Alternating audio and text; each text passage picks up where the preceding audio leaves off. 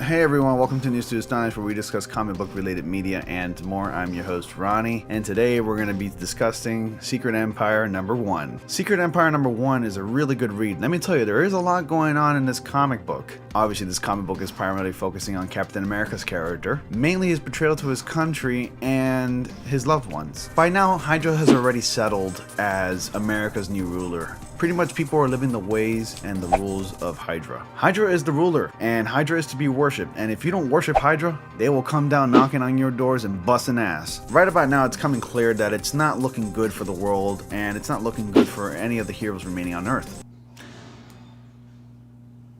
My dad and grandfather are watching The Godfather. Most of the heroes, including Captain Marvel, remain in space only with a shield encasing the Earth, keeping Captain Marvel and the rest of the heroes that are in space from entering the world, or Earth. Therefore, she has to keep fighting the oncoming waves of the Chitauri. I like the fact that this is a very character-driven story. Secret Empire may be a comic, but for a comic book, it's certainly descriptive and informative.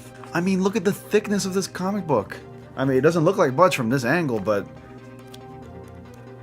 it's got some weight to it. I think this is well over about maybe 40 pages or so. That's practically a graphic novel.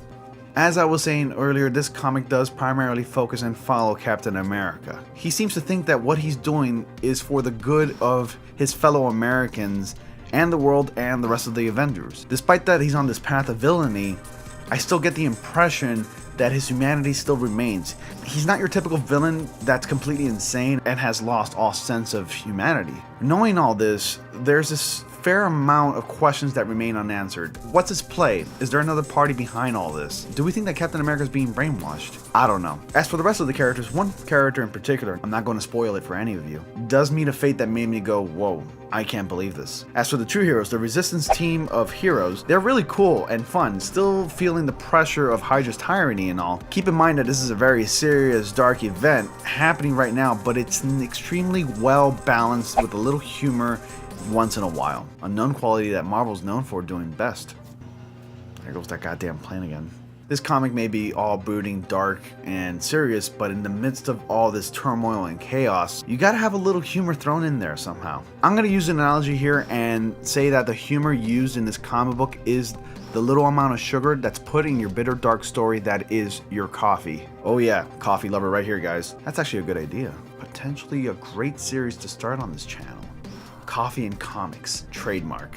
I digress. Sorry guys, back to my point. The amount of humor thrown in here is perfectly balanced because the main tone is seriousness, and in spite of all that, you've got characters that are witty, charming, and overall unintentionally obnoxiously funny. Great example, Tony Stark AI. Yeah, he was serious, but he was funny, but in a sad way, and I like that because his character was able to blend emotions, essentially giving birth to a new emotion, in a way. Or Amadeus Cho, aka the Hulk, or the Totally Awesome Hulk, whatever he's called nowadays in the comics. He was surprisingly funny in a few panels. There's this one part where he showed up to meet a character that was being chased by these robots called Dreadnoughts, and in the midst of this chase, he just casually starts a conversation asking why he's getting chased. And he has like this smile on his face as if there's nothing to worry about. I thought that was funny.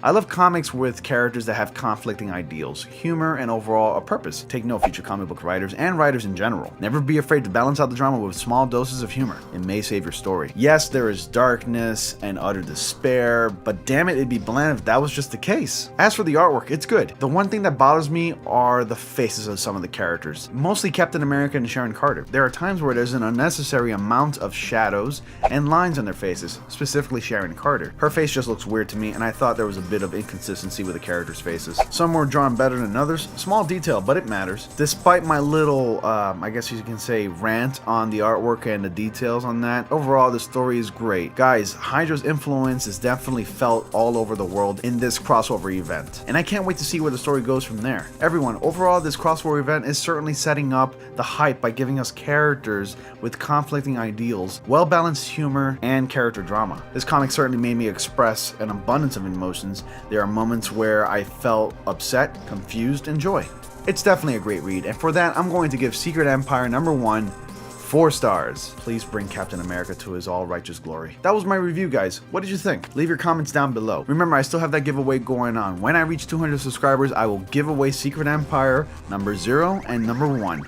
with a little bonus thrown in there. So like, comment, subscribe, and as always, I will see you all in the next comic panel.